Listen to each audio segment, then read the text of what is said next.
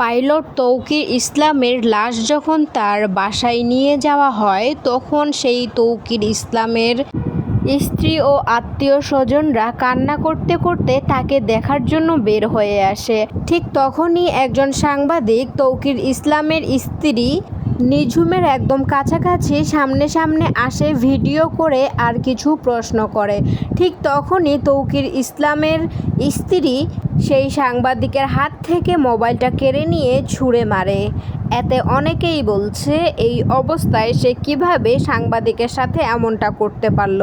আবার অনেকেই বলছে ঠিকই আছে, সাংবাদিকরা ভালো মন্দ কিচ্ছু বোঝে না, তারা শুধু ভিডিও করে নিউজ করতে পারলেই বাঁচে। সাংবাদিকরা শুধু সব সময় উল্টাপাল্টা প্রশ্ন আর ভিডিও করে। সাংবাদিকরা বোঝার চেষ্টাই করে না আসলে সেই ব্যক্তির মধ্যে কি চলতেছে।